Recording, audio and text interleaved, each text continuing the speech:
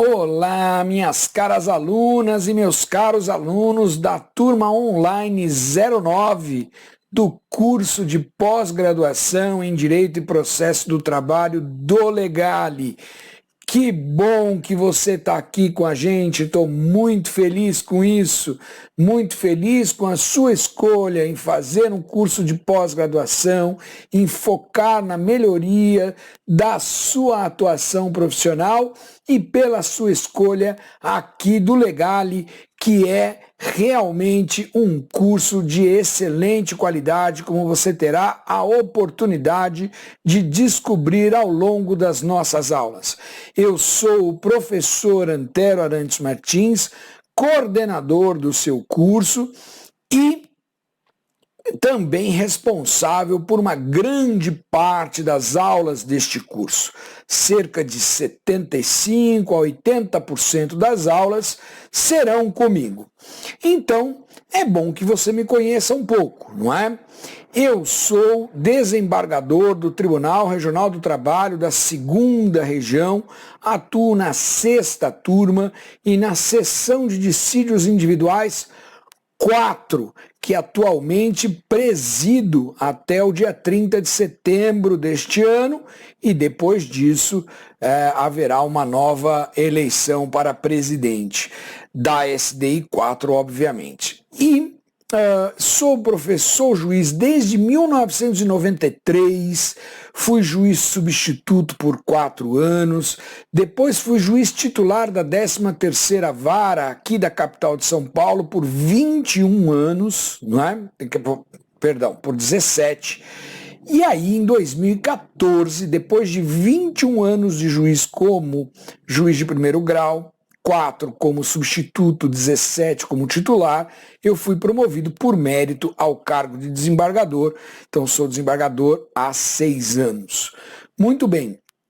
Antes de ser magistrado, eu fui advogado trabalhista por 4 anos e antes ainda eu fui estagiário por mais 4 anos. Então, o meu contato, a minha história com a Justiça do Trabalho é uma história que remonta aí praticamente 35 anos de caminhada, né? Em determinadas etapas, determinadas funções. Comecei a lecionar como professor universitário em 1999, comecei a lecionar na pós-graduação em 2002, vim para o Legale em 2007, então só no Legale eu já estou há 13 anos, não é? Lecionando na pós-graduação e nos cursos de extensão e também ocupando a posição de coordenador deste curso. Eu gostaria de falar algumas coisas para vocês antes da gente entrar na matéria de hoje. O curso de pós-graduação online, ele tem uma vantagem maravilhosa. Qual é a vantagem? A vantagem é que você faz o seu tempo. Você não precisa assistir a aula no dia e horário marcados. Se você tiver um compromisso, se o horário não for bom para você, você pode mudar para outro dia e para outro horário, porque a aula fica disponível na plataforma. Ok? Isso é uma vantagem maravilhosa. Outra vantagem maravilhosa, que já era boa, mesmo sem a pandemia da Covid, e que agora com a Covid então nem se fala, é que você não precisa se deslocar até o Legale para assistir às aulas. Você pode assistir aí do seu escritório, na sua casa, reunido com outros alunos que você, obviamente, tem a possibilidade de ter contato nesses tempos de Covid, tem que tomar cuidado, mas enfim, não é? Às vezes você está fazendo com a sua esposa, ou com a sua irmã, ou com o seu pai, moram na mesma casa, e vocês então resolvem, ou no escritório, enfim, você pode fazer da maneira maneira que você achar melhor, no seu tempo, no seu lugar, no conforto do lugar que você escolheu para estudar. Isso é uma vantagem que o curso online tem sobre o curso presencial, que é maravilhosa. Mas eu também tenho que adverti-lo de um perigo. O perigo de, como o material está disponível, alguns alunos vão deixando para depois, e quando abrem os olhos estão lá com uma quantidade enorme de aulas atrasadas para tirar. E tirar o atraso não é fácil, não é fácil. Não é? O que acontece é que você vai assistir tudo de uma vez, acumulado, e aí acaba que o aproveitamento não é bom. Então, eu vou te deixar uma primeira grande dica, que é a seguinte: não deixe acumular. Se você não pode assistir às aulas nos dias e horas marcados, marque você 2 dias por semana em horário que você sabe que você pode cumprir e assista naqueles horários. Essa é a minha dica. Não deixe acumular. Se você deixar acumular, eu sei como é que é, a maioria de vocês são advogadas, advogados, tem prazo para fazer, tem peças para produzir, e às vezes ainda tem esposa, marido, filho, neto, enfim, namorada, namorado, para dar atenção, e acaba que eu sei que a vida é corrida. Eu sei disso, gente, a vida é muito corrida mesmo, mas arrume um horário, 2 horários durante a semana, né? Vamos supor assim, eu consigo quarta-feira à 1 da tarde e sexta-feira às 4 da tarde. Sei lá, acabei de inventar. Ponha isso na sua agenda e cumpra isso com disciplina, porque senão você vai deixar acumular. Se deixar acumular, depois ou você não vai tirar o atraso, vai pular, ou você vai assistir tudo acumulado, pegar um dia e assistir, hoje eu vou assistir 8 horas de aula. E aí o que vai acontecer é que você não vai absorver como deveria e vai haver uma perda de qualidade no aprendizado. Então, a primeira dica que eu dou a mesma coisa que é boa do curso online também é um perigo, que é você poder dispor do dia e hora que vai fazer, o local que vai fazer as aulas. Então a primeira dica que eu dou é: tenha disciplina para fazer as aulas 2 vezes por semana, ok?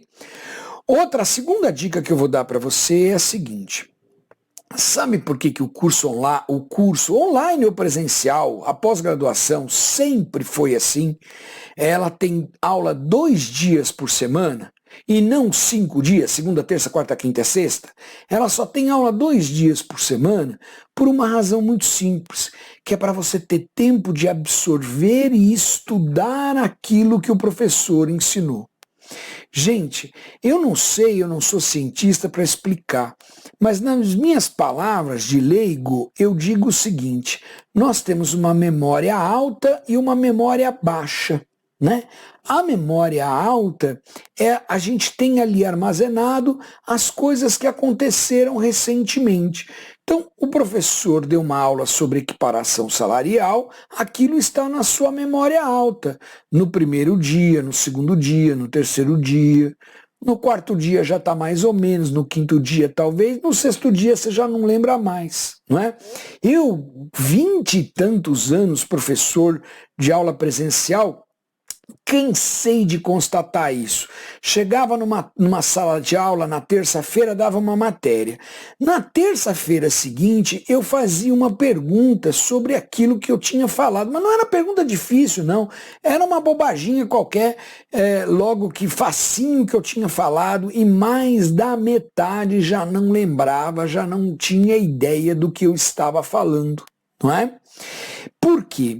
Porque ficou na memória alta, e na memória alta aquilo vai embora, aquilo evapora, ok?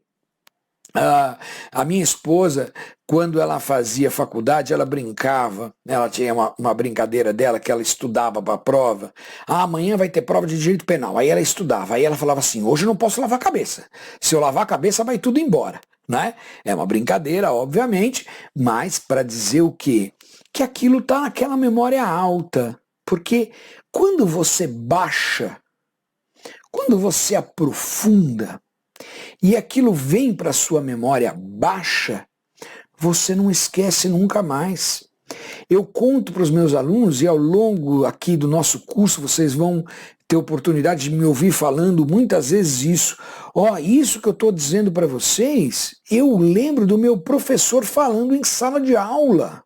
Em sala de aula. Eu lembro do professor. Gente, só para dar uma ideia, que eu não gosto de ficar falando muito porque entrega a idade, né? Mas eu me formei em 1988, né?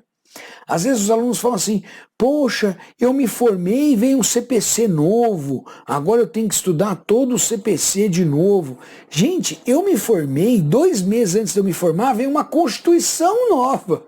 O ordenamento jurídico todo foi para os ares, não é? Eu me formei em 88, não tinha Código de Defesa do Consumidor, gente. Não é? Então vejam, meu último ano foi em 88, o meu primeiro ano foi em 84. Então eu tive aulas em 84, 85, 86, 87, 88. Às vezes uma aula, eu lembro do meu professor de filosofia do direito, não é?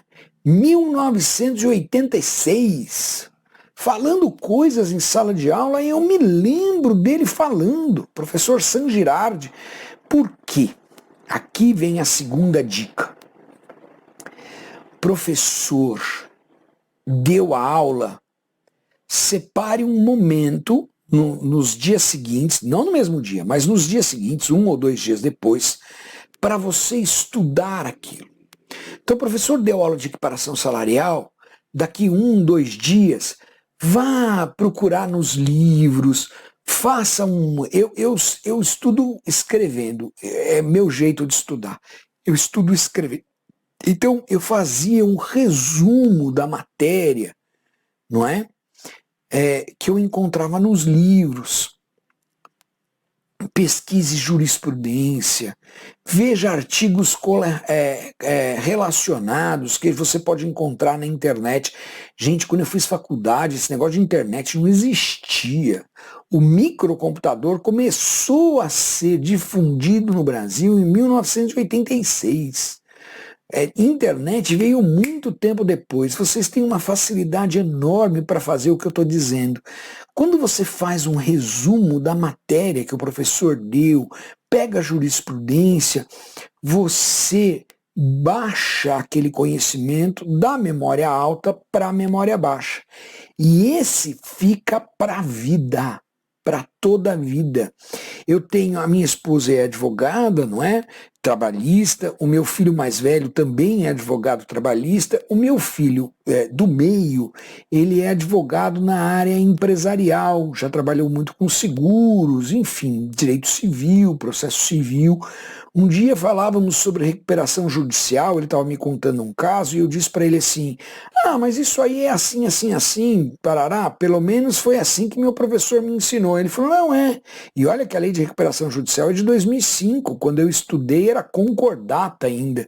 Mas eu falei: meu professor me ensinou um negócio de reserva de crédito, tarará, não é mais ou menos assim, assim, assim? Ele falou: é exatamente assim que funciona.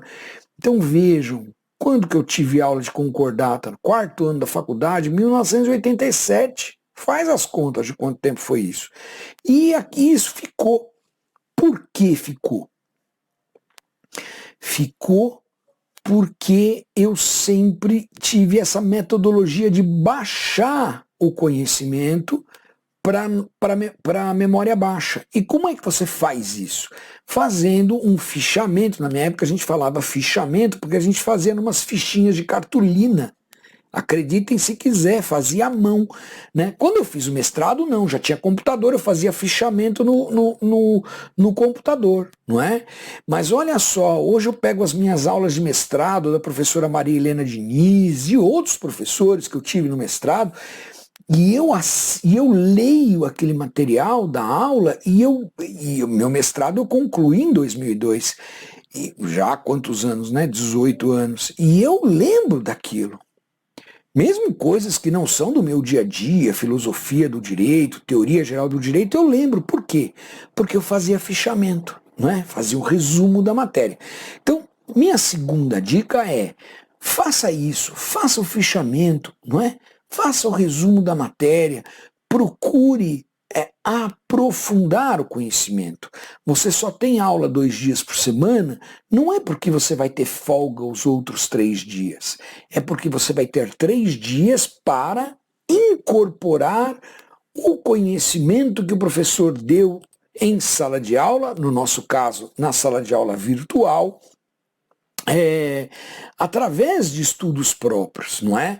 O melhor professor do mundo não consegue fazer só o professor sozinho não consegue fazer você absorver todo o conteúdo. Você precisa ajudar fazendo a sua parte, aprofundando. Aí você vai tirar melhor proveito do seu curso.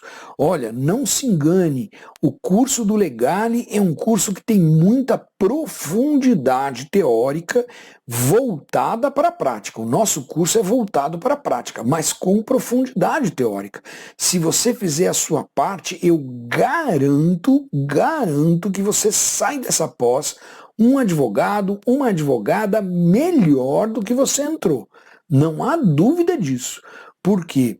Porque você vai adquirir conhecimento, vai adquirir estratégia, vai adquirir, vai ter mais ferramentas para o exercício da sua advocacia, ok? Você vai otimizar a sua advocacia, eu não tenho nenhuma dúvida disso. Infelizmente, uma parte dos alunos acha que só assistir aula é suficiente, não é? E eu estou dizendo para você que não é. Só assistir aula não é suficiente. Por quê? Porque você... aquilo vai ficar na memória alta, vai passar um pouquinho, você vai esquecer, gente, viu? Eu não me lembro, uma outra instituição que eu dava aula, uma outra universidade, uma certa ocasião, eu estava dando aula de execução. E uma professora, que é amiga minha, ela estava na sala, estava assistindo aula, estava assistindo a minha aula, estava ali na sala. E aí eu fiz uma pergunta sobre direito coletivo. E ninguém soube responder. Direito coletivo tinha sido no semestre anterior. E aí eu disse assim, vocês não tiveram aula disso? E ela respondeu, não, nós não tivemos. A classe respondeu, não tivemos aula disso. E ela ficou danada de raiva. Por quê? Porque ela ficou danada de raiva. Por quê? Porque aquela professora tinha dado essa aula para eles no semestre anterior. Aí ela levantou e falou, com licença, professor, não é possível. Como vocês têm coragem de falar isso? Eu que dei essa aula, foi quando eu falei isso, e aí os alunos, né? Não foi no Legale, foi numa outra instituição.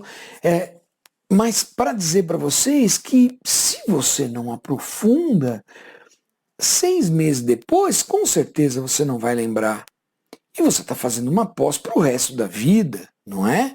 Não só para 6 meses depois. Então, siga esta minha dica.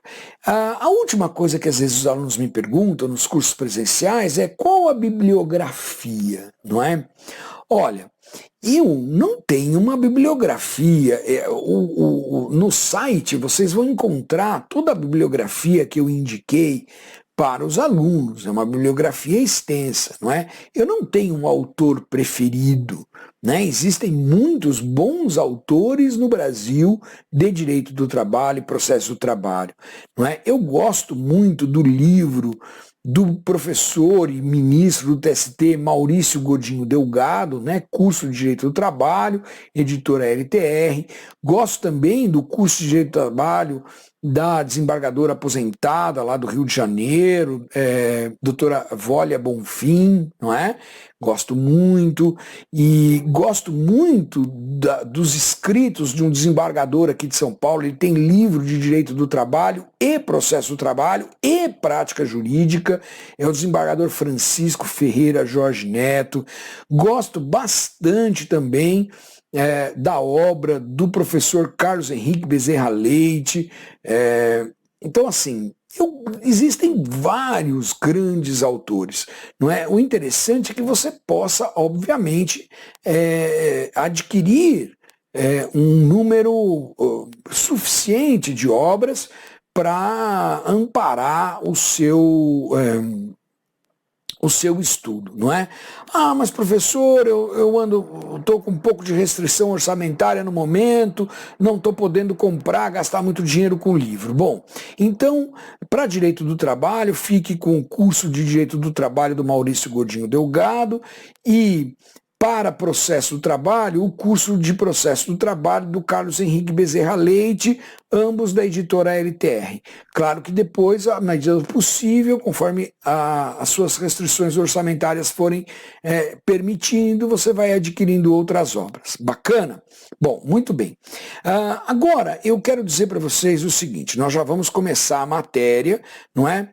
Todo o material do professor Antero, agora não falo como coordenador, eu falo como professor, ele é disponibilizado no site para os alunos.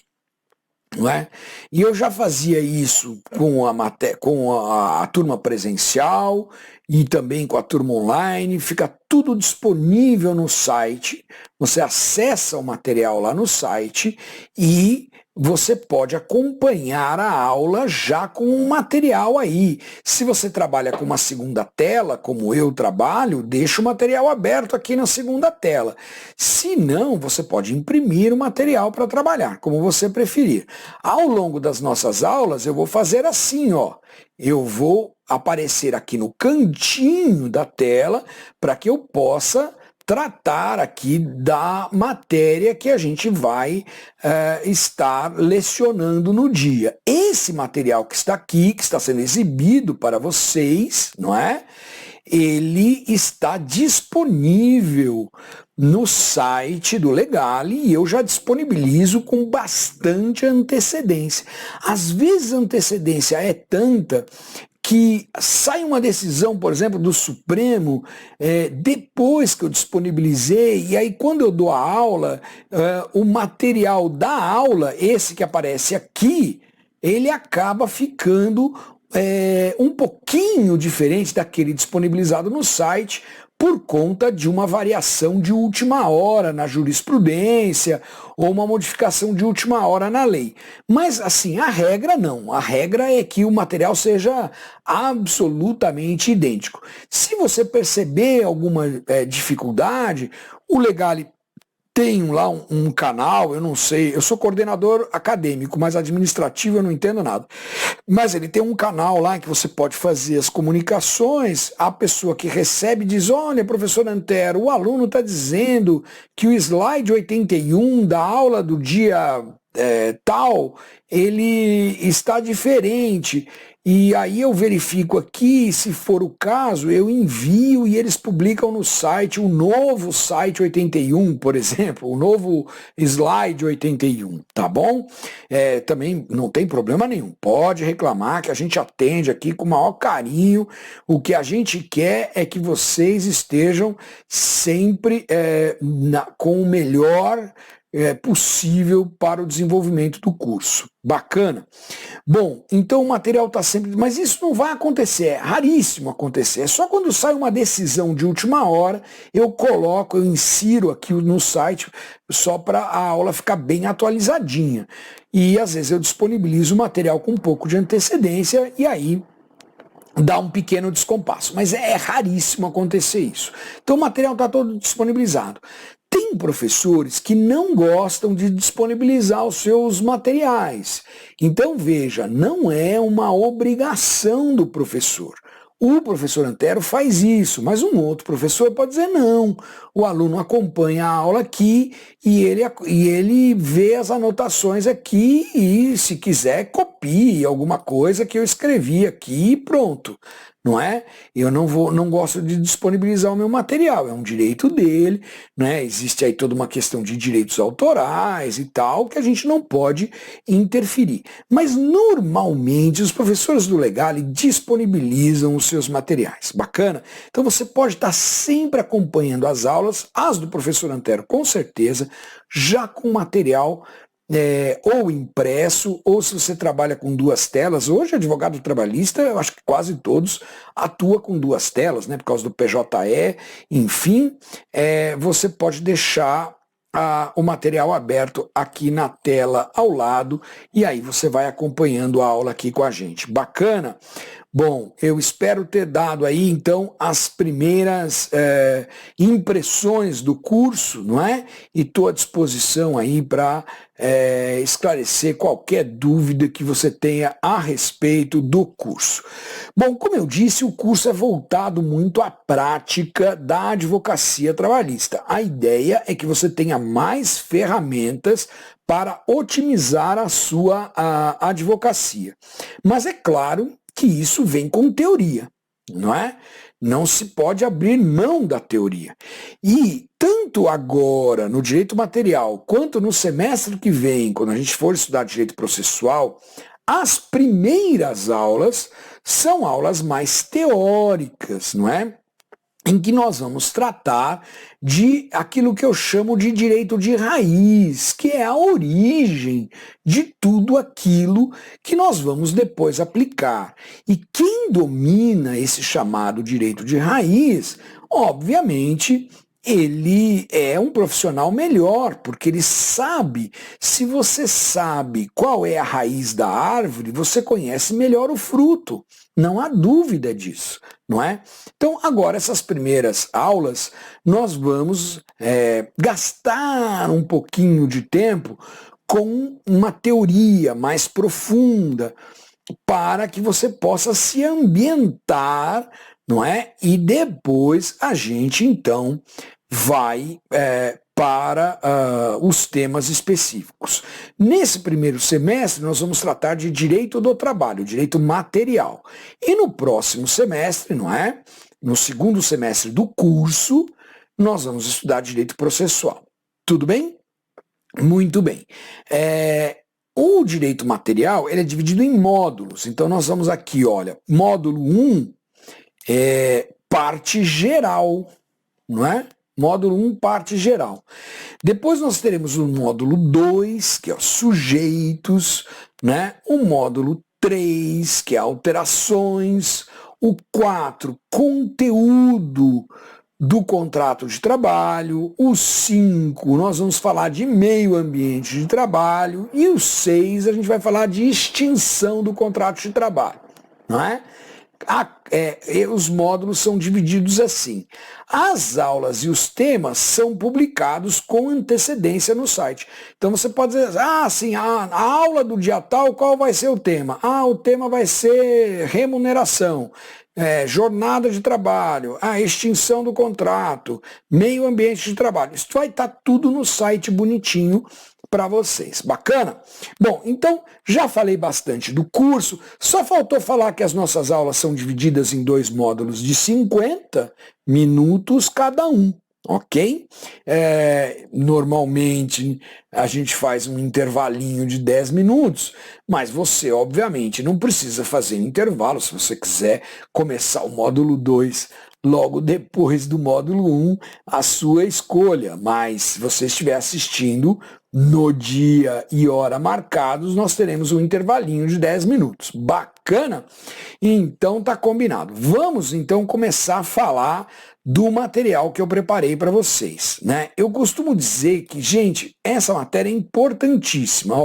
A gente vai estudar hoje história.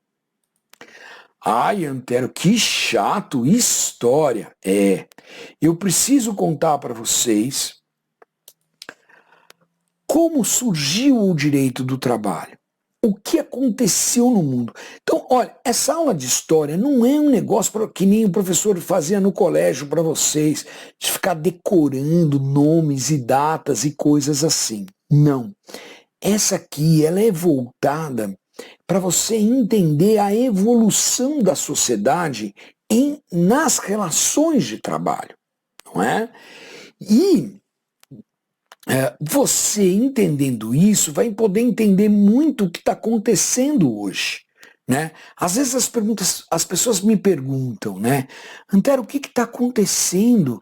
A gente está vivendo um momento no Brasil de precarização do trabalho, de retirada de direitos, de transferência, né? de foco da proteção da dignidade humana do trabalhador para a proteção do empreendedorismo, né? A gente ouve muito falar no princípio da livre iniciativa, mas a gente não ouve falar do princípio da proteção ao trabalhador, do princípio da valorização do trabalho humano. O que está acontecendo? No final dessa aula você vai entender o que está acontecendo. Né? Se você me acompanhar direitinho. Isso não é só no Brasil, é no mundo inteiro, é um fenômeno mundial, viu? Por isso, o que eu vou falar aqui não tem nada a ver com Bolsonaro, ou com Lula, ou com Dória, ou com nada disso, viu? Hoje a gente está vivendo uma sociedade tão chata que tudo que você fala, as pessoas já começam a te rotular. Ah, esse cara é petista. Ah, esse cara é bolsonarista. Ah, não, para com isso. Eu vou dar aula de história.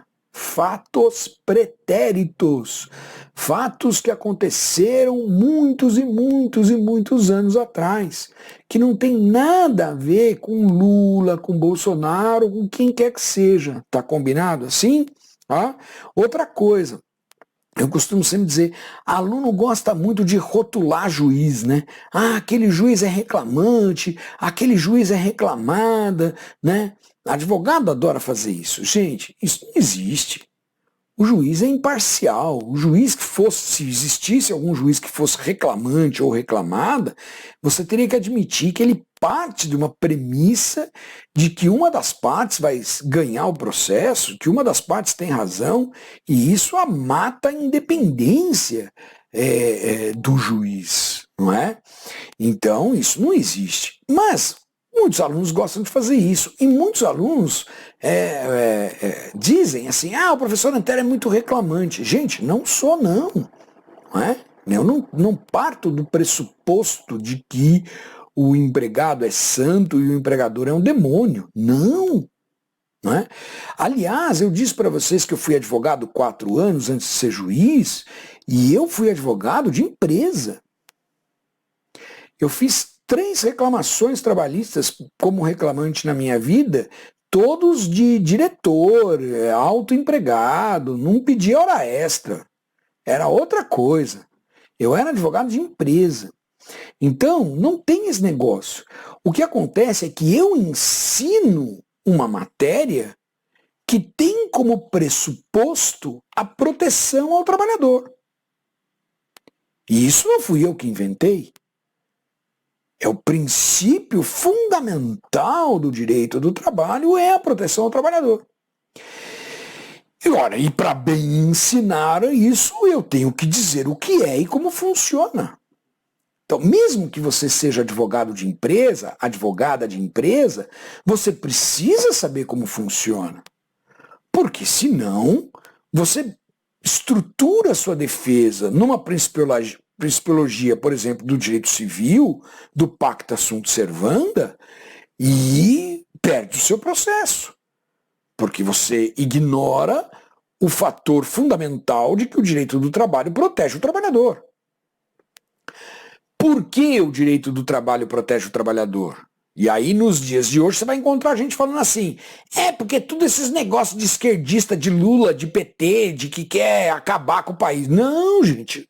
O direito do trabalho tem mais de 120 anos. 130 anos. Muito antes de se imaginar Lula, PT e tudo isso. Tá certo? É isso que eu estou tentando falar para vocês. Então, assim, não peguem a minha aula de hoje para tentar me rotular como bolsonarista ou como lulista, petista, esquerdista, direitista, nada disso. Nós vamos falar de fatos históricos, ok? Então, sem mais delongas, vamos lá para a questão da história, não é?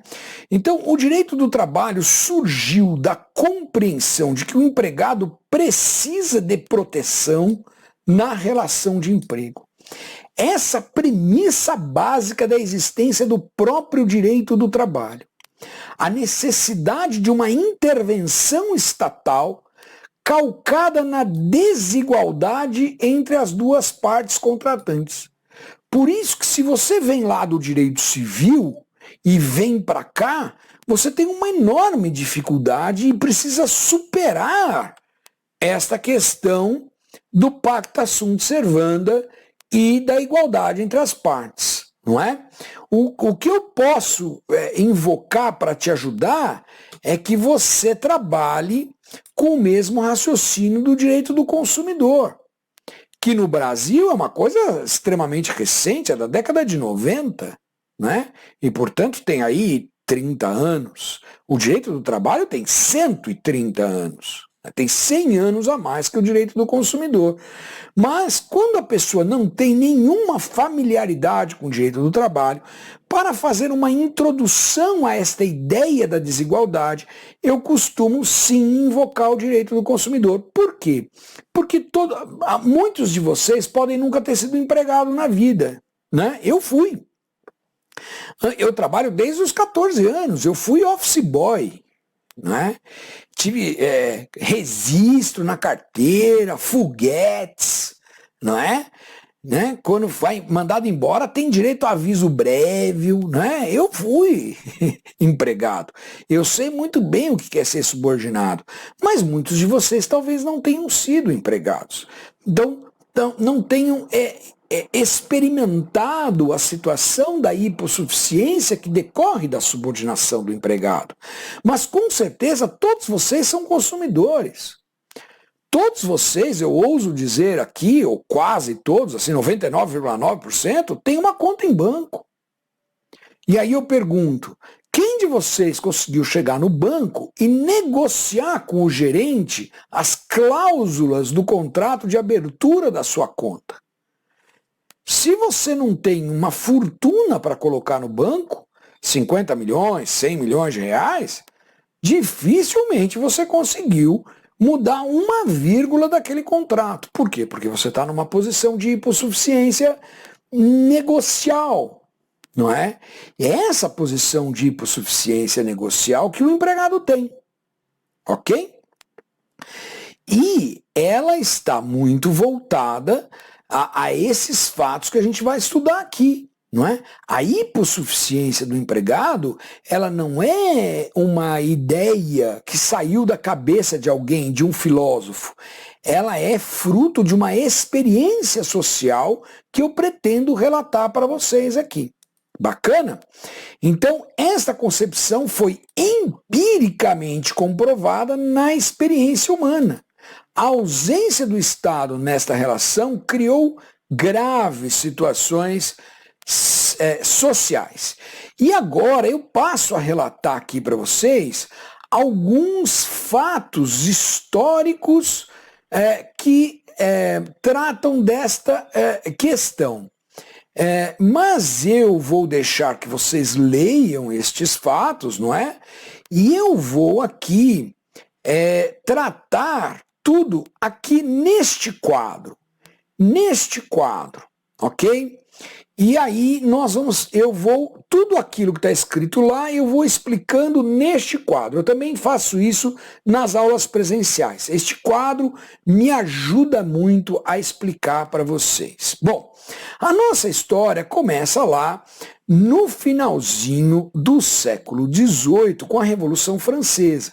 A Revolução Francesa veio com os ideais de liberdade, igualdade, fraternidade. Teve por finalidade derrubar um Estado absolutista e criar um Estado baseado na dominação da burguesia. Né? Burguesia ou burguês era o nome que se dava hoje para o empresário ou empreendedor.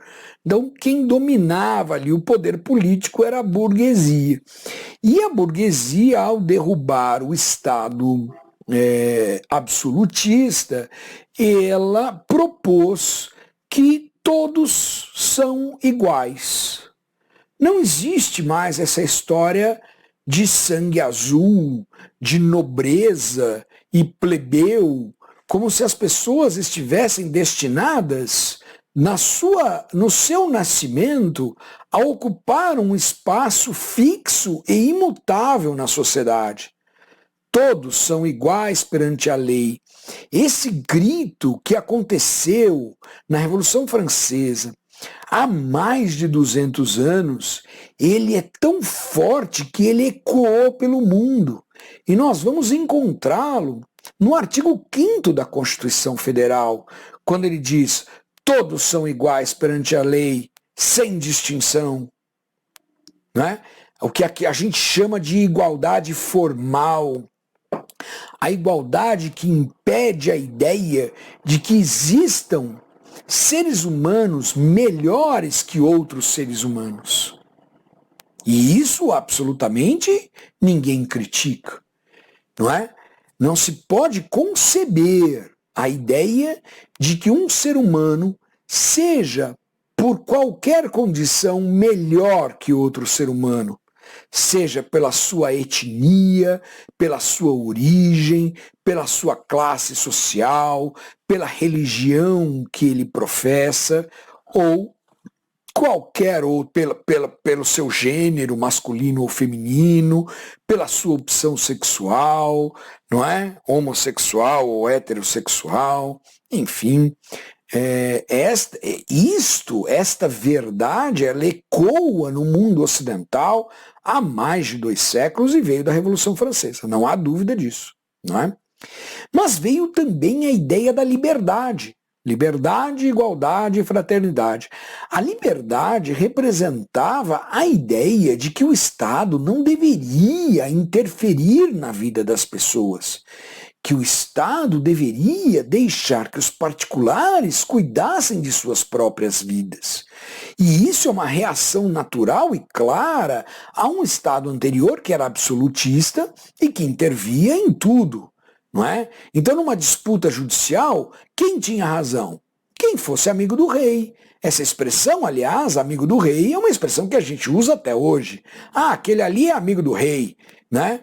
Aquele pode tudo. Quem já não ouviu isso? Não é? Para os amigos, tudo. Para os inimigos, a lei. Tudo isso remonta a essa época de um Estado em que a lei só valia para quem não fosse amigo do rei. Para o amigo do rei, o que valia mesmo era a vontade do rei. E aí vem a liberdade com a ideia de que o Estado não vai interferir, que os particulares vão cuidar da sua vida, né? E vem a ideia do laissez-faire, não é? Vocês já ouviram falar essa expressão, laissez-faire, deixe fazer, não interfira. Então, quando a gente fala de um Estado liberal, não é? Cujo pensamento político é o liberalismo, nós estamos falando de um Estado de braços cruzados. Quando eu falar de liberalismo para você, eu estou falando de um Estado de braços cruzados. Um Estado que não interfere nos assuntos particulares, não é? Nós temos ouvido muito isso ultimamente, né? Não só do nosso ministro da Economia, ministro Paulo Guedes, mas muitos outros que seguem essa cartilha, né? O Estado está muito inchado, o Estado é muito grande, nós precisamos privatizar, nós precisamos deixar a economia fluir por seu próprio caminho, não é? Eu sei que muitas faculdades não têm eu fiz a faculdade de Direito da Universidade Mackenzie, lá e muitas outras, além dessa, tem no primeiro ano uma matéria de economia. Eu não sei se vocês tiveram, eu tive economia, e lá nas aulas de economia a gente ouviu falar de um tal de Adam Smith, né? Também nessa época, início do século XIX, ou um pouco mais, mais ou menos nessa época aí do início do século XIX, em que se falava de uma mão invisível que controlava o mercado. Eu não estou emitindo juízo de valor, hein? Eu não estou dizendo nem que eu sou liberal, nem que eu não sou liberal. Eu estou contando história para vocês. Então, se vocês estudaram na faculdade, vão se lembrar do Adam Smith, da mão invisível do mercado. Quer dizer, o mercado se autorregula, o Estado não precisa intervir. Essa é a ideia de um pensamento liberal. O pensamento liberal, então, é o Estado de braços cruzados, não é? Ora, e se as duas partes contratantes são iguais, porque todos são iguais perante a lei, e eu, o Estado, não devo interferir, como é que esta relação ela se regulamenta? Ela se regulamenta através do contrato. Então, o instrumento que rege as relações particulares é o contrato, não é?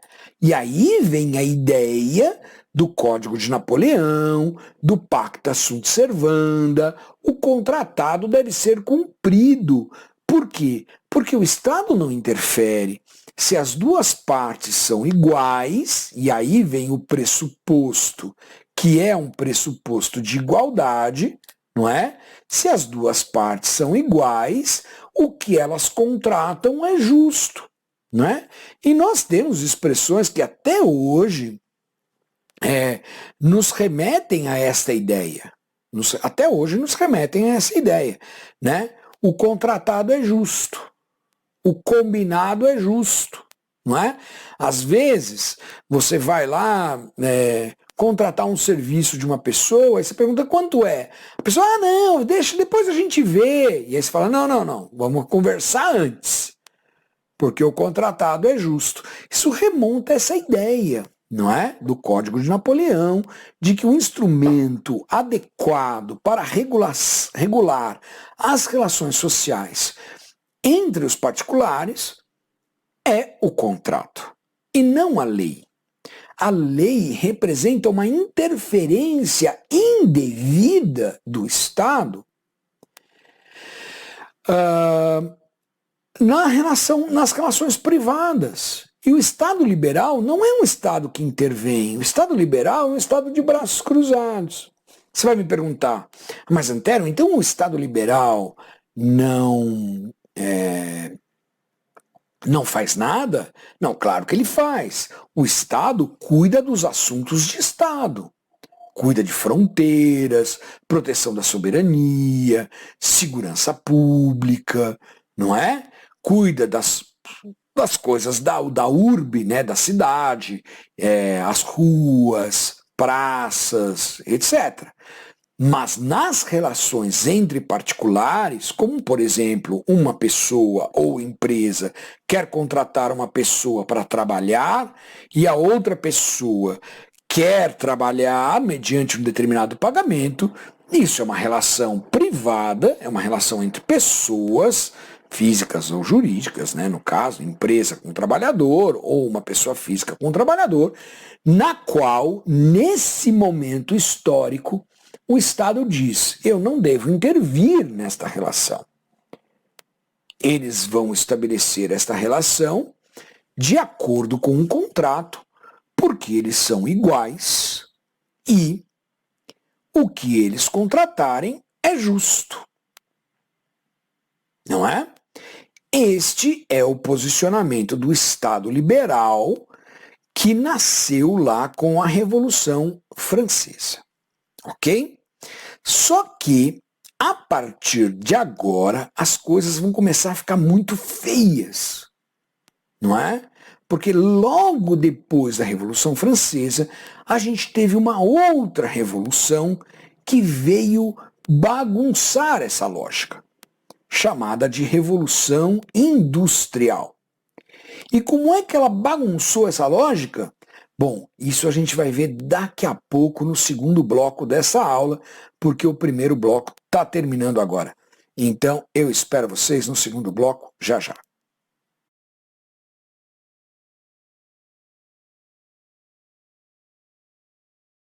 Olá, bem-vindos de volta ao segundo bloco da aula de hoje. E nós estamos aqui falando, ou terminamos o primeiro bloco falando da Revolução Industrial. Logo depois da Revolução Francesa, nós tivemos um fenômeno que foi denominado pelos historiadores como Revolução Industrial, que foi a descoberta da força motriz, ou seja, foi a descoberta humana de que as máquinas podiam atuar no sistema de produção, podiam auxiliar no sistema de produção, não é? E aí surgiu a ideia da utilização de máquinas nos sistemas de produção. Tanto no aspecto manufaturado, não é? Que depois viria a ser conhecido como indústria, como no campo, né? No aspecto rural.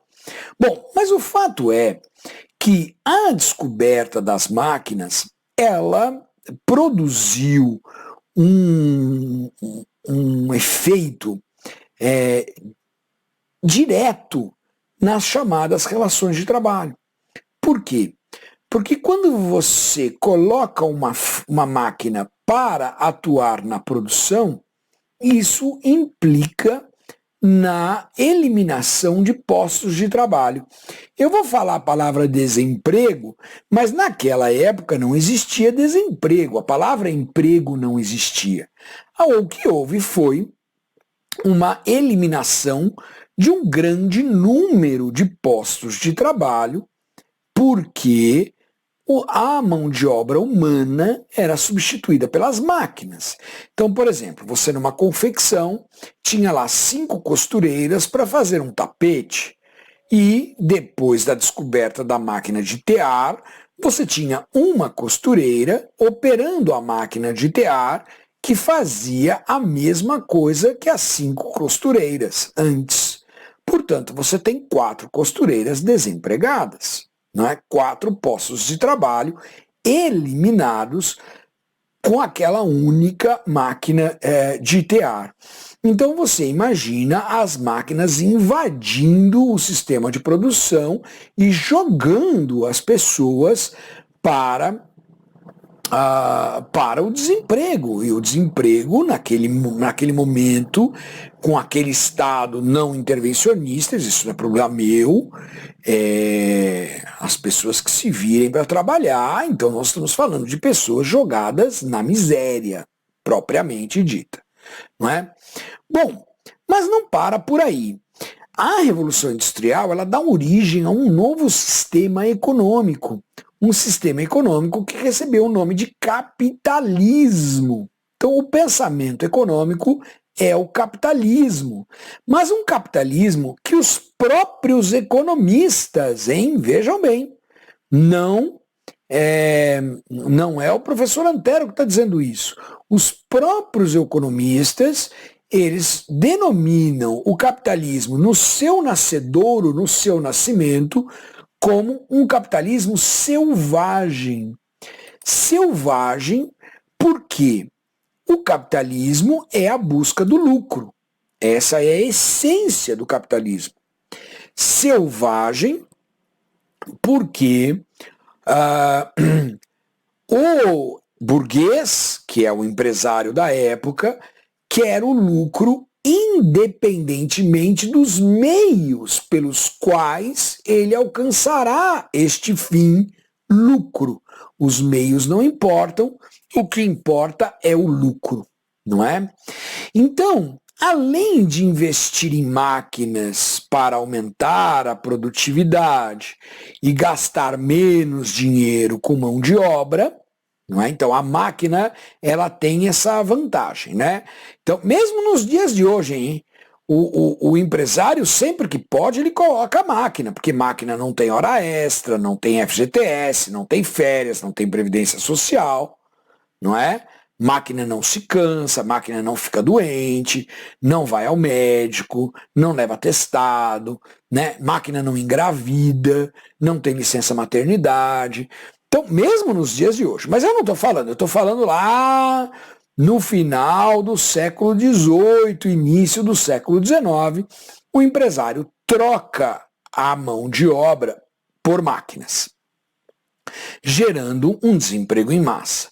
Mas não só isso, ele descobre que pagar para mulheres e crianças é mais barato do que contratar homens adultos. Mulheres e crianças aceitam trabalhar por um valor menor do que os homens. Então, você tem uma guinada no perfil da mão de obra contratada. Além de você ter menos pessoas contratadas, estas pessoas são mulheres e crianças. Então, a maior massa de desempregados são de homens adultos. Gente, no século XXI que a gente vive hoje, é capaz de você ainda encontrar por aqui, ali e acolá homens que não aceitam ser sustentados por suas mulheres, que acham isso vergonhoso. Eu não acho, mas quando eu era garoto, não era nem ser sustentado. Se um homem ganhasse menos do que a mulher, se o salário dele fosse menor do que o da esposa, já era motivo de vergonha. Imagina ele desempregado e a mulher bancando as contas da casa, era um motivo de vergonha enorme. Agora imagina isso lá no início do século XIX, 1800, 1801, 1802, 1803, né? Os homens desempregados e as mulheres trabalhando e sustentando a casa. Que situação vergonhosa para esses homens daquela época. E não vai sair por aí falando, professor Antero é machista. Não. O professor Antero não acha nada disso. Estou relatando fatos. Aliás, uma coisa que eu esqueci de dizer é que os fatos que eu estou relatando são na Europa, que é o centro do mundo na época. Ninguém está falando de Brasil. O Brasil tinha escravidão nessa época. Brasil era e continua sendo periferia do mundo, no aspecto social, no aspecto político, no aspecto econômico. Nós somos terceiro mundo porque não existe mais que três, né? Se eles dividissem o mundo em primeiro, segundo, terceiro, quarto e quinto, nós seríamos aí ou quinto ou quarto, na melhor das hipóteses. Mas como eles só põem primeiro mundo e terceiro mundo, então nós somos terceiro mundo. Isso é uma realidade, também não é uma opinião minha. Né? Ninguém leva o Brasil a sério no campo político, no campo social, a desigualdade é monstruosa. Né? Nós estamos vendo aí com a questão da Covid-19 espalhando nas favelas e comunidades carentes do Brasil, que nem fogo no palheiro, né? na palha seca. Porque nós temos um sistema de desigualdade social muito grande, econômico também. Então, mas eu não estou falando de Brasil, estou falando de Europa. Então nós temos essa situação de mão de obra feminina e infantil. Não é? Eu costumo dizer para os meus alunos que o livro do professor Amaury Mascaro Nascimento, para quem não sabe, ele é falecido, mas Amaury Mascaro Nascimento foi talvez o maior doutrinador de direito do trabalho do seu tempo. Foi um grande doutrinador, muito famoso, né? Foi juiz aqui do TRT da 2ª Região, depois aposentou-se e foi advogar. Tem muitos livros, artigos publicados, é uma referência. Ele tem um curso, um livro, que eu não recomendo que vocês comprem, porque ele vai estar desatualizado. Mas vocês podem encontrar em alguma biblioteca, vale a pena. É Curso de Direito do Trabalho, Amaury Mascaro Nascimento, editora Saraiva. Ou se você tem um pai que estudou, fez direito e ele tem o curso, pode pegar. Porque o que eu vou recomendar é que vocês leiam o capítulo de história desse livro. E história não precisa de atualização. Então, você pode pegar um livro antigo, Curso de Direito do Trabalho, Amaury Mascaro Nascimento, editora Saraiva, porque o professor Amaury, ele tinha um que chamava Iniciação ao Direito do Trabalho, que era pela editora LTR. Não é esse.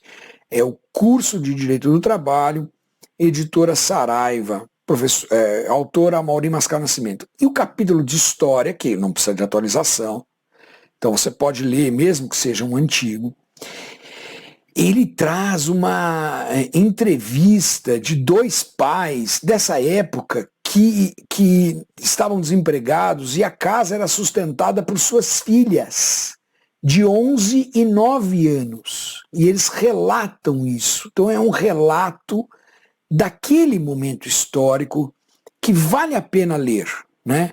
Pai e mãe desempregados e as despesas da casa eram suportadas pelas filhas de 11 e 9 anos. Olha que loucura isso, não é? Bom, muito bem. Então, nós temos um grande número de desempregados, não é? Um aumento da mão de obra feminina e infantil, né? E, portanto, o maior número de desempregados de homens adultos, uma drástica redução do valor do pagamento, daquilo que a gente chama de salário, né? Quer dizer assim, uma redução salarial muito forte, não é? Porque como tem pouco emprego e muita gente se oferecendo para trabalhar, o burguês consegue contratar valores mais baixos, não é? E não há nenhuma lei que impeça essas contratações. As relações são regidas puramente pelo contrato, como a gente viu no nosso quadro, né? O Estado é o Estado liberal, então ele não intervém, ele pressupõe que as partes são iguais e, portanto, o contrato é o que vale. Pacta sunt servanda. E diante de um capitalismo selvagem, eu tenho um excesso de oferta de mão de obra, muita gente querendo trabalhar, poucos postos de trabalho, e aí a média salarial cai. E eu não preciso dizer para vocês que estas máquinas eram movidas a vapor, né? O combustível da época era o carvão, não é? Muitas vezes as pessoas não sabem por que a Europa não tem mais florestas. Por que eles estão tão preocupados em proteger a Amazônia e eles não cuidaram das florestas deles, não é? É por causa disso, porque na Revolução Industrial o combustível para as máquinas era o carvão e eles destruíram as suas florestas para fomentar o seu desenvolvimento econômico. Então os países europeus são desenvolvidos porque queimaram as suas florestas, transformando-as em carvão. Essas máquinas a vapor, obviamente, elas eram ainda rudimentares, não tinham sistemas de segurança, né? Nós não tínhamos o que hoje nós temos, que é a Comissão de Prevenção de Acidentes, não tinha CIPA, não tinha INSS, não tinha Previdência Social. Então, além desse cenário drástico que eu já relatei para vocês, muitas pessoas desempregadas, salários baixos, né, mulheres e crianças sendo utilizados como mão de obra mais do que homens adultos, nós tínhamos também a ocorrência de muitos acidentes de trabalho. Pessoas que morriam, que perdiam uma perna, um braço, ficavam com o corpo queimado, porque tudo na base do carvão, ferve e explode, não é? Não tinha sistema de segurança, não é como é hoje, não é? Então nós temos também uma massa de mutilados dentro da sociedade. Numa situação em que, como você não tem uma previdência social, não tem o INSS, e essas pessoas não podem mais trabalhar, o caminho único para essas pessoas é pedir esmola na porta da igreja. Né, sem braço, sem perna, com o corpo queimado e etc. e tal, você tem um aumento expressivo da mendicância, não é? E junto com isso, obviamente, vem criminalidade, vem uma série de situações complicadas, não é? Vejam, passa mais alguns anos, não é? E nós ainda, para agravar essa situação, existe a descoberta da eletricidade. Você vai me dizer, Antero, como é que isso agrava a situação? Não agrava porque, com a eletricidade, antes da eletricidade, só se podia trabalhar durante a luz do dia, enquanto tinha sol. Então o sol foi embora, acabou o trabalho do dia. Com a eletricidade, nós pudemos trabalhar também à noite, o que permite um elastecimento da jornada. Então olha que situações terríveis, não é? Pouca gente trabalhando, salários baixos, normalmente mulheres e crianças, com jornadas extensas, muito grandes, e salários baixos. Surge então uma classe que é denominada na época de proletariado, que é essa classe de pessoas que são social e economicamente exploradas em contratos feitos com os burgueses e que, aproveitando-se desta fragilidade destas pessoas, da sua necessidade de sobrevivência, de comer, faziam contratos abusivos, com jornadas altíssimas e salários baixíssimos. E o Estado onde estava? O Estado estava de braços cruzados, não é? Porque é um Estado liberal, é aquele laissez-faire, deixe fazer, eles são iguais e eles então que se entendam, não é? Bom, muito bem.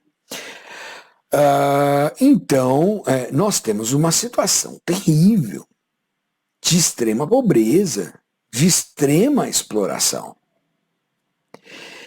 Mais ou menos na metade do século XIX, não é para você decorar não, é só para você se situar. Então já se passaram 50 anos desse desespero. Aparece um cara chamado Karl Marx e ele publica o Manifesto Comunista. E no Manifesto Comunista ele diz resumidamente o seguinte: o capitalismo não presta. Porque o objetivo do capitalismo é o lucro. E o lucro é errado. Por que o lucro é errado? Porque o burguês não faz nada para ter lucro. A única maneira que ele tem de obter o lucro é explorando você, proletário. E como o poder político está na mão dos burgueses, o Estado não faz nada para resolver isso. Então, proletariado, acorda. Essa situação só vai se resolver se vocês fizerem a revolução e o proletariado assumir o poder e assumir todas as fontes de produção, dividindo igualmente tudo que se produzir para cada cidadão. Essa foi a proposta do Karl Marx, né? E isso, no meio proletário, não é? Pegou fogo. Pegou fogo. Por quê? Você tinha uma quantidade enorme de homens desempregados, humilhados porque eram sustentados por suas mulheres, muitas morreram ou foram mutiladas em acidentes, uma insatisfação generalizada, e essa insatisfação generalizada ganha uma ideologia, que é o comunismo. Então, motivados pela ideologia do comunismo, né, os trabalhadores eles eram reunidos em grêmios, né, agremiações, que seriam as sementinhas do que hoje a gente conhece como sindicato. Então, nestes grêmios, essas agremiações, os líderes divulgavam e difundiam a doutrina de Karl Marx, a doutrina comunista, pregando a revolução. Olha, nós só vamos sair desse estado de desespero, de miséria e de sofrimento se nós tomarmos o poder. Então, diante disso, não é, começam a acontecer movimentos de reivindicação por melhores condições de trabalho e até de paralisações, que naquela época não tinham o nome de greve. Paralisações no trabalho, movimentos, passeatas, etc, etc, etc. Bom, primeira reação do governo, proibir os grêmios, dizer que os grêmios eram ilegais e que as atividades eram criminosas. Repreende essas atividades de reivindicação como se elas fossem antissociais, porque elas prejudicam a sociedade. Tentem perceber o que a gente encontra hoje quando a gente vê uma pessoa dizer assim: o metrô vai fazer greve? Esses trabalhadores aí não sabem que a população precisa deles? Esse pensamento de que a atividade, hoje a gente chama de sindical, na busca por melhores condições de trabalho, era colocada pelo Estado como algo antissocial. E, portanto, essas pessoas eram criminosas. Gente, podem procurar na doutrina, ler os livros, e vocês verão isso. Essas pessoas eram mortas, eram presas, eram torturadas. A reação do Estado burguês sobre estes trabalhadores foi uma reação muito violenta. Numa destas ocasiões, havia um movimento paredista, um movimento de trabalhadores de cruzarem os braços, não vamos trabalhar enquanto não atender às nossas reivindicações. Não tinha ainda o nome de greve. Ganhou esse nome porque esse movimento específico, ele aconteceu numa praça em Paris que tinha esse nome, Place de la Grève. E a polícia veio com a cavalaria e avançou sobre os trabalhadores. E os trabalhadores foram pisoteados, uma grande parte deles foi morta, ou ferida, ou presa, neste acontecimento, neste lugar chamado Place de la Grève. Desculpe, meu francês, eu não tenho francês, não vou dizer meu francês porque eu não tenho nenhum, né? Não sei falar francês, mas esse era o nome da praça. Então, toda vez que se fazia um movimento paredista de cruzar os braços, dizer não vamos trabalhar enquanto não nos derem melhores condições de salário, isso era chamado de greve, em homenagem às pessoas que morreram naquela praça durante um movimento paredista. Havia um autor italiano que dizia: quando você pegar um código de trabalho de um país, pegue-o com respeito, porque ele foi escrito com sangue. Porque ele quer dizer que aqueles homens, mulheres que lutaram antes do surgimento do direito do trabalho para que o Estado fizesse alguma coisa para melhorar aquela situação dos proletariados, deram o sangue, deram a sua vida, deram a sua liberdade, deram a sua saúde para que aquilo acontecesse. Não estou falando de Brasil, hein? Brasil foi 1943, papai Getúlio veio de cima para baixo, baixou a CLT. No Brasil aqui, a história de luta por condições de trabalho no Brasil, ela é bem esporádica, aqui e ali, um ou outro movimento, mas isso não é coisa de brasileiro, não. Isso é coisa lá de europeu, e nós estamos falando de 1850, 1860, ou seja, 80 anos antes da CLT, as pessoas já estavam morrendo lá na Europa por conta dessa política de repressão do Estado liberal, em virtude dessas reivindicações. E a situação chegou num ponto grave, que os historiadores chamam de questão social, porque o distanciamento entre os mais ricos, que eram os burgueses, e a classe trabalhadora, que eram os proletários, era um distanciamento muito grande. Havia ali uma situação de extrema pobreza, de extrema necessidade, de extrema miséria. Então, em 1891, não é para decorar não, só para vocês terem uma ideia, então nós já estamos no final do século XIX, 1891, ou seja, essa situação já vem vindo há 90 anos, 100 anos, desde a Revolução Industrial. 100 anos de miséria, de sofrimento, de fome, de pobreza. Em 1891, o Papa Leão XIII publicou uma encíclica chamada Rerum Novarum, Tempos de Renovação. E o Papa Leão XIII, ele meio que responde o Manifesto Comunista de Karl Marx, na linguagem da Igreja Católica. Ele diz, olha, o lucro não é pecado, não. O lucro tem uma justificativa.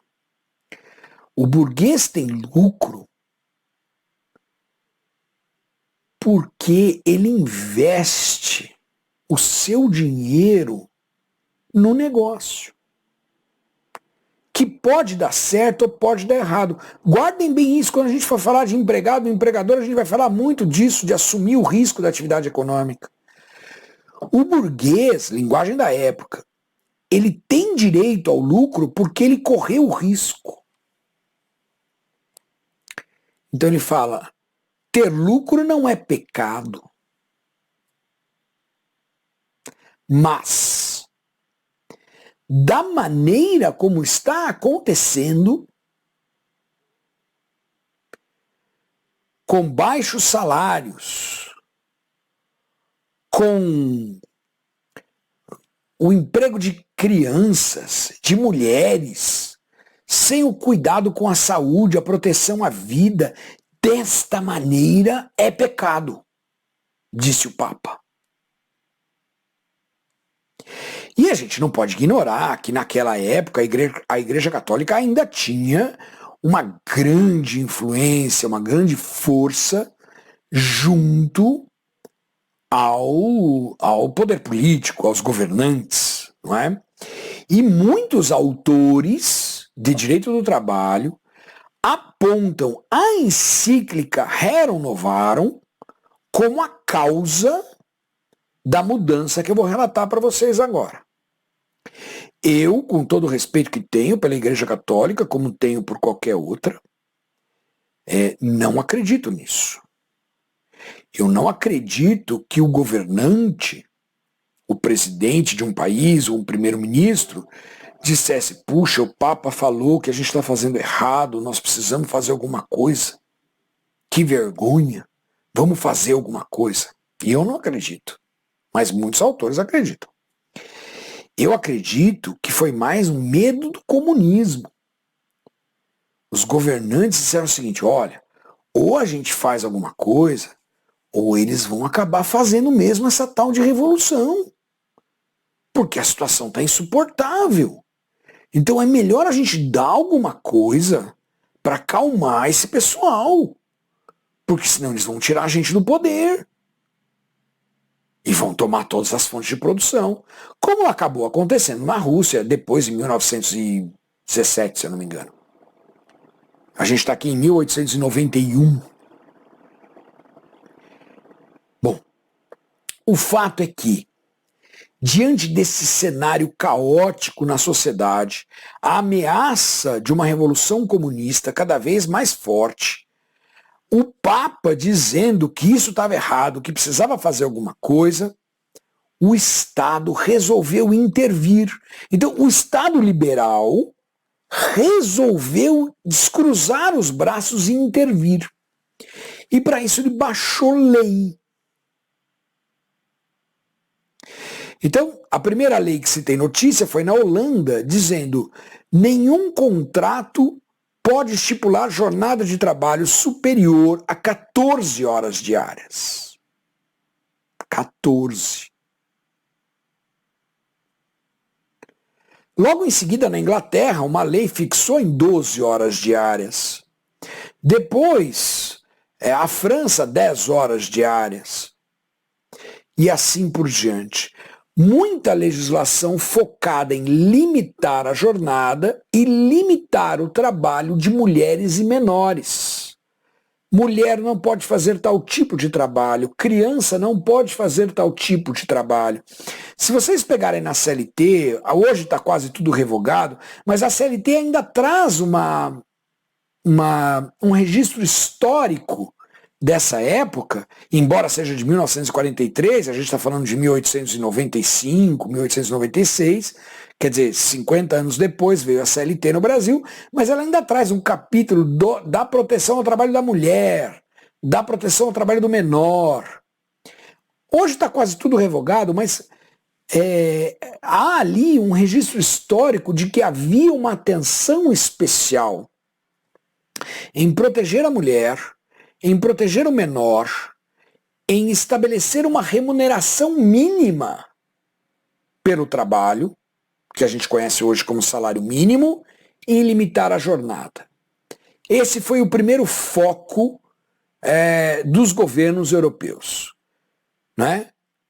Proibir o trabalho da mulher em determinadas atividades, proibir o trabalho do menor em determinadas atividades, estabelecer uma regra geral de limite máximo de jornada e um valor mínimo de retribuição. Mas entendam isso.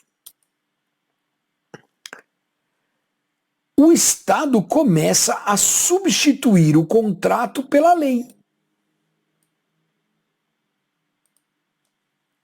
Então, se o contrato estabelecesse uma jornada lá na Holanda de 15 horas, o contrato não valia, porque a lei dizia que a jornada máxima era de 14. Se o contrato estabelecesse uma remuneração menor do que a lei fixava, que hoje a gente conhece como salário mínimo, o contrato não valia, porque valia o mínimo estabelecido em lei. E assim por diante.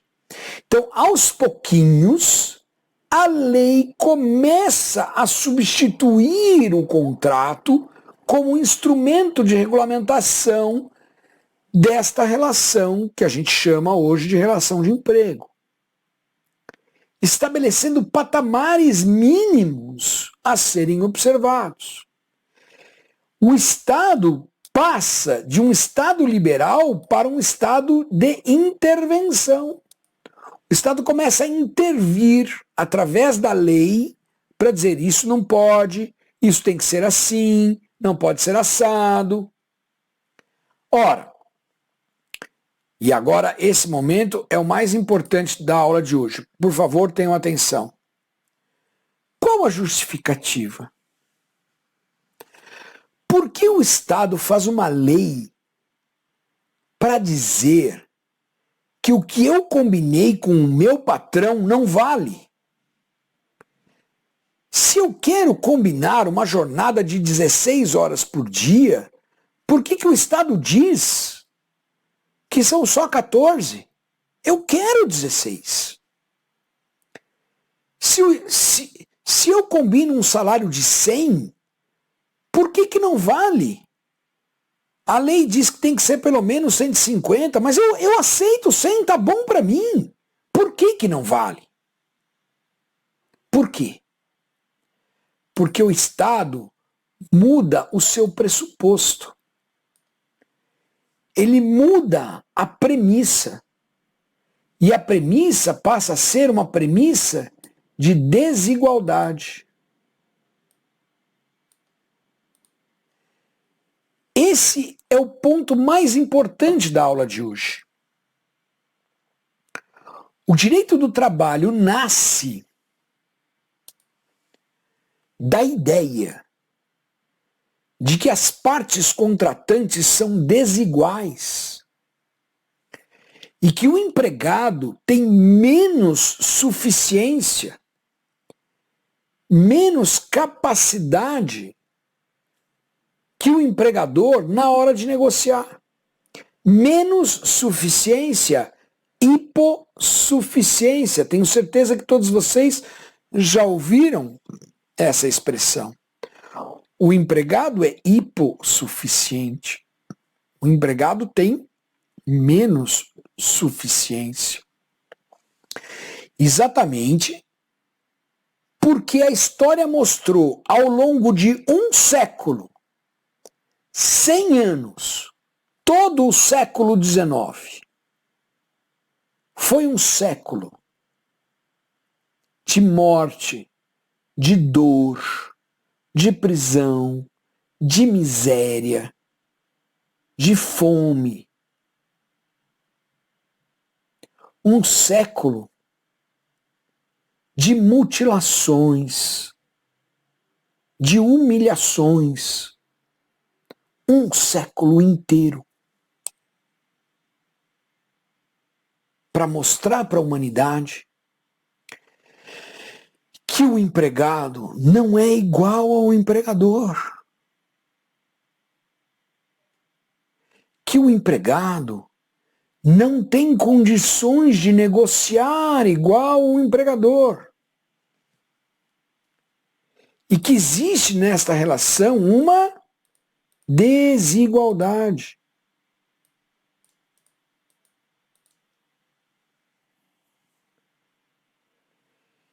Se os senhores não compreenderem isso, jamais compreenderão o direito do trabalho.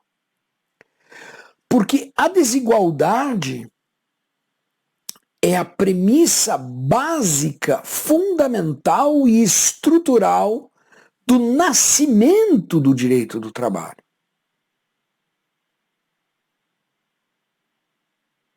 Ah, sabia. Sabia que esse cara era comunista? Não, gente, não sou. Nem estou dizendo que todo empregado é anjo. Já vi empregado fazer coisas do arco da velha. Mas também já vi empregador fazer coisas do arco da velha. Porque ser anjo ou demônio não está na condição de empregado ou empregador. Está na humanidade de cada um. Não só nas relações de trabalho. Em qualquer relação. Nas relações conjugais, nas relações de amizade, nas relações familiares em geral. As pessoas são boas ou más, honestas ou desonestas, éticas ou antiéticas. Na vida. E não apenas numa relação de trabalho. Portanto, não se iludam. Esse negócio que todo empregado é explorado e todo empregador é um tirano. Isso é bobagem. Assim como é bobagem dizer que todo empregador é um bom samaritano que dá emprego aos malvadinhos dos empregados folgados que só querem receber o salário sem trabalhar, isso também é bobagem. Mas o fato determinante é, o empregado é hipossuficiente. O empregado tem menos suficiência. O empregado é desigual em relação ao empregador. Gente, e é. Qualquer um de vocês que estejam aí do outro lado, que já foram empregados, já tiveram patrão, sabem que o patrão manda e o empregado tem que obedecer e é assim que a banda toca. Eu sei que muitos de vocês só foram ser empregados depois de formados, já como advogados, e aí às vezes estão no status em que a ordem ela não é tão grossa, ela tem um verniz. O dono do escritório fala assim, eu queria te pedir para fazer isso. E aí você diz, esta hipossuficiência não é tão assim. Não é tão assim porque você está numa condição diferenciada. Não é a condição do servente de pedreiro. Não é. Lhe asseguro que não é. Certa vez, uma desembargadora, eu ainda era juiz de primeiro grau, uma desembargadora disse para mim assim, Antero, você está muito focado no modelo fordista da segunda revolução industrial, em que a subordinação era predominante. Isso não é mais assim. E eu dava aula na faculdade, na graduação, não era pós, era graduação nessa época. Aí eu disse para ela, e eu conto essa história para todos os meus alunos, faço questão de contar. Eu disse para ela, tá bom, vou te contar uma história que aconteceu comigo. Um dia eu cheguei na universidade para assinar o ponto que eu ia dar aula. O rapazinho, que a gente chama de bedel, que fica ali cuidando das listas, falou assim, professor, tem um papel aqui para o senhor assinar. E eu falei assim, mas que papel é esse? Ele falou, não sei não, é uns negócios aí de lei. Aí eu peguei o papel, pasmem, era um exame médico periódico, preenchido, me dando como apto, já assinado e carimbado pelo médico. Só precisava da minha assinatura. Aí eu disse assim, você tá brincando comigo?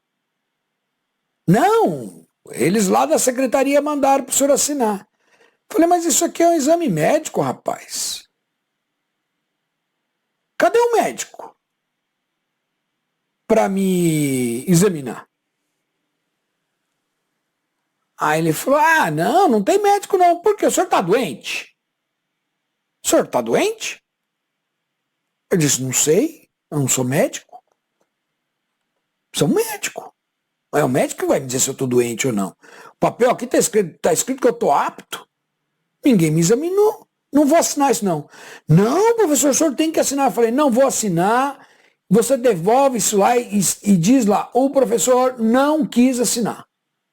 E manda quem tem que mandar, quiser que me chame para falar comigo lá. E fui para a mesa dos professores, bravo. Cheguei lá, tinha uma meia dúzia de professores, eu contei o ocorrido. Eles disseram, o que tem? Eu assinei. O outro falou, eu também. O outro, eu também. Falei, você é juiz de direito, você é promotor, você é delegado. Vocês sabem, e você é advogado. Vocês sabem que aquilo ali é documento falso. Produção de documento falso. Ato tipificado no Código Penal. E vocês assinaram? Vocês participaram da produção de um documento que vocês sofreram um exame médico sem um médico examiná-los? Eu achei que não tinha nada demais. Aí eu contei essa história para a desembargadora e falei assim, eu sou fordista, você acha que se a universidade faz isso com um juiz de direito, com um promotor, com um delegado, com um juiz do trabalho, o que ela não faz com a faxineira? Algumas pessoas com quem nós nos relacionamos vivem numa realidade em que a subordinação existe, mas ela existe dentro de um verniz, de um mármore. E por isso, elas acham que a subordinação não é assim mais tão acentuada como é no século XIX.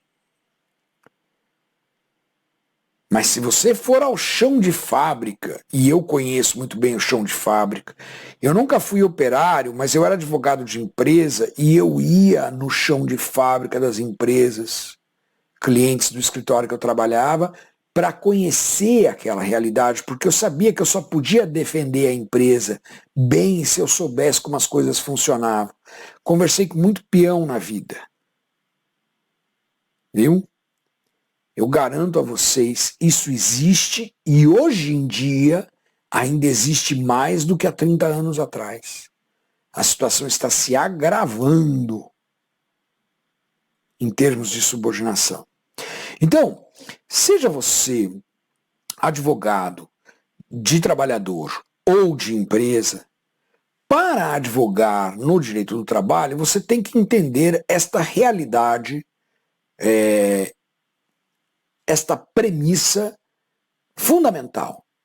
Premissa que não foi desenvolvida pelo pensamento filosófico de uma pessoa. Uma premissa que foi extraída de um século de sofrimento. Um século de sofrimento para se extrair a premissa de que empregado e empregador são desiguais. Como são, por exemplo, o consumidor e o fornecedor de serviço. Então, o regime continua sendo capitalista, mas não mais um capitalismo selvagem, e sim um capitalismo social. Um capitalismo social é aquele capitalista que está voltado para a obtenção do lucro, mas preocupado com os meios pelos quais o lucro será obtido. Então não é um lucro a qualquer custo, mas um lucro respeitando a função social da empresa.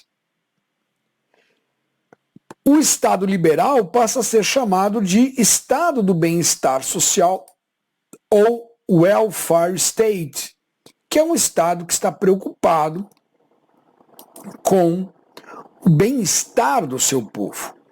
E ele funciona notadamente, mas não exclusivamente, mas notadamente em duas frentes.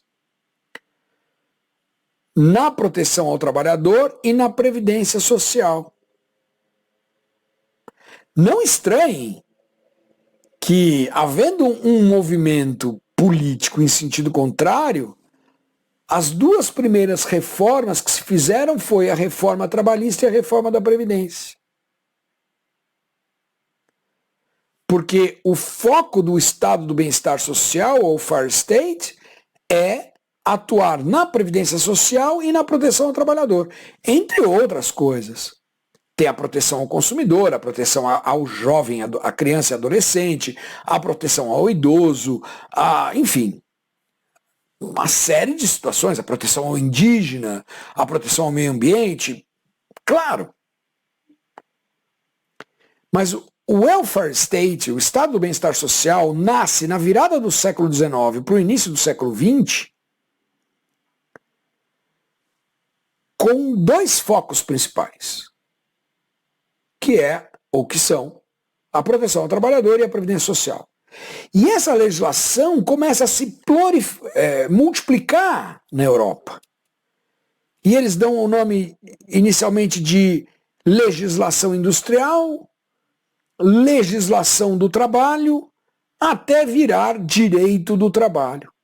O que vai acontecer lá por volta de 1920, um pouquinho antes de 1920, esse termo direito do trabalho é cunhado.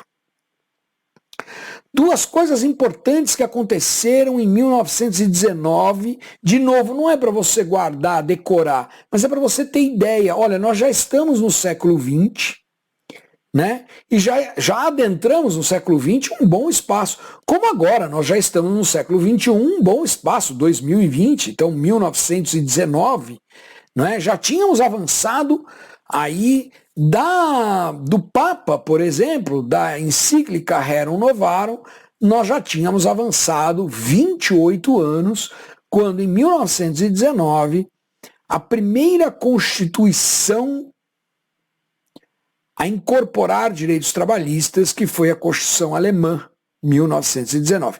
Minto, não foi a primeira não. A primeira foi a Constituição Mexicana, em 1917. Mas o México, como o Brasil não estava ali no centro do mundo, a Constituição Mexicana não produziu tanto efeito. A Constituição Alemã, em 1919, 2 anos depois, é a que vem mesmo a produzir o efeito de constitucionalizar os direitos trabalhistas, não é?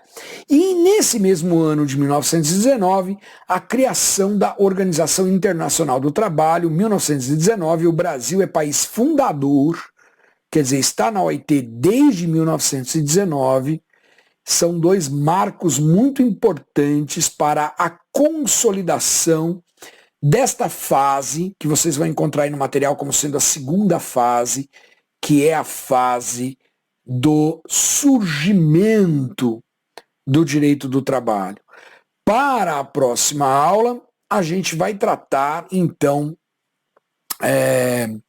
da terceira e quarta fases, que são a consolidação do direito do trabalho, que vai mais ou menos de 1920 a 1980, e depois da quebra dos paradigmas e a mudança do Estado para o que a gente está vivendo hoje, que foi mais ou menos em 1980, ok? E, portanto, essa fase de 40 anos aí que está se consolidando agora no mundo todo, não é só no Brasil. Bacana?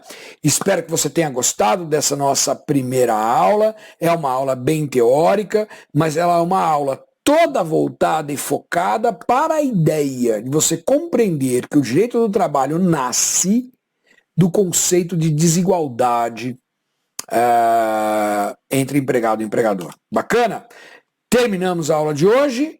Eu espero você na próxima aula para a gente continuar essa conversa. Bacana? Até lá!